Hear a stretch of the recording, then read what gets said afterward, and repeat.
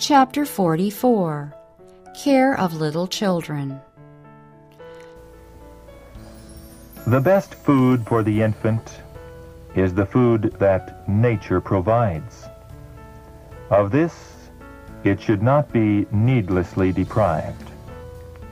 It is a heartless thing for a mother, for the sake of convenience or social enjoyment, to seek to free herself from the tender office of nursing her little one.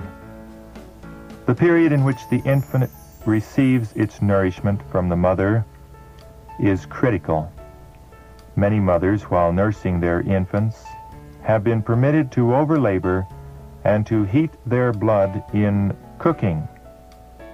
And the nursling has been seriously affected, not only with fevered nourishment from the mother's breast, but its blood has been poisoned by the unhealthy diet of the mother, which has fevered her whole system, thereby affecting the food of the infant. The infant will also be affected by the condition of the mother's mind. If she is unhappy, easily agitated, irritable, giving vent to outbursts of passion, the nourishment the infant receives from its mother will be inflamed, often producing colic, spasms, and in some instances causing convulsions and fits. The character also of the child is more or less affected by the nature of the nourishment received from the mother. How important, then, that the mother, while nursing her infant, should preserve a happy state of mind, having the perfect control of her own spirit. By thus doing, the food of the child is not injured, and the calm, self-possessed course the mother pursues in the treatment of her child has very much to do in molding the mind of the infant. If it is nervous and easily agitated, the mother's careful, unhurried manner will have a soothing, correcting influence, and the health of the infant can be very much improved. The more quiet and simple the life of the child, the more favorable it will be to both physical and mental development. At all times, the mother should endeavor to be quiet, calm, and self-possessed. Infants have been greatly abused by improper treatment. If fretful, they have generally been fed to keep them quiet, when in most cases the very reason of their fretfulness was because of their having received too much food, made injurious by the wrong habits of the mother.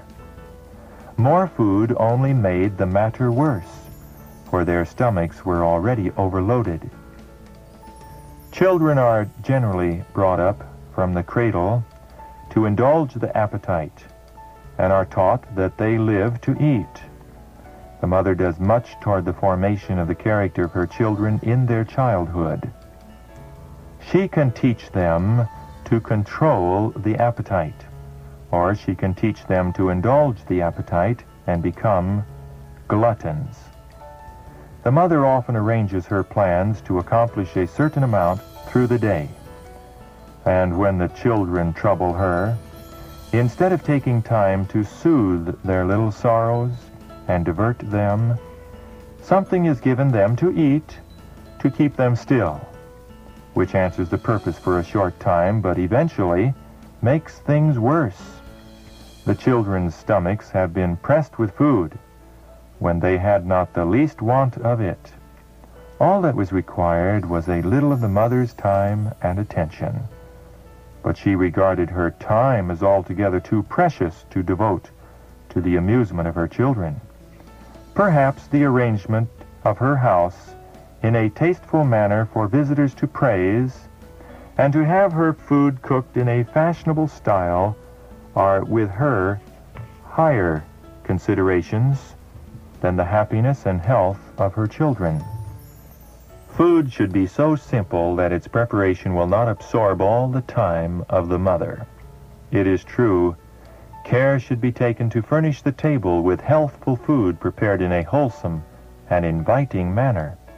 Do not think that anything you can carelessly throw together to serve as food is good enough for the children.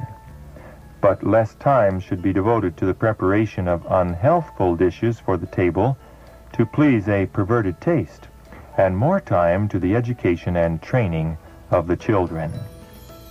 In the preparation of the baby's wardrobe, convenience, comfort, and health should be sought before fashion or a desire to excite admiration. The mother should not spend time in embroidery and fancy work to make the little garments beautiful, thus taxing herself with unnecessary labor at the expense of her own health and the health of her child. She should not bend over sewing that severely taxes eyes and nerves at a time when she needs much rest and pleasant exercise. She should realize her obligation to cherish her strength, that she may be able to meet the demands that will be made upon her. Babies require warmth, but a serious error is often committed in keeping them in overheated rooms, deprived to a great degree of fresh air. The baby should be kept free from every influence that would tend to weaken or to poison the system. The most scrupulous care should be taken to have everything about it sweet and clean. While it may be necessary to protect the little ones from sudden or too great changes of temperature, care should be taken that, sleeping or waking, day or night, they breathe a pure, invigorating atmosphere. In many cases, the sickness of children can be traced to errors in management, irregularities in eating, insufficient clothing in the chilly evening, lack of vigorous exercise to keep the blood in healthy circulation, or lack of abundance of air for its purification may be the cause of the trouble. Let the parents study to find the causes of the sickness and then remedy the wrong conditions as soon as possible. All parents have it in their power to learn much concerning the care and prevention and even the treatment of disease. Especially ought the mother to know what to do in common cases of illness in her family. She should know how to minister to her sick child. Her love and insight should fit her to perform services for it, which could not so well be trusted to a stranger's hand.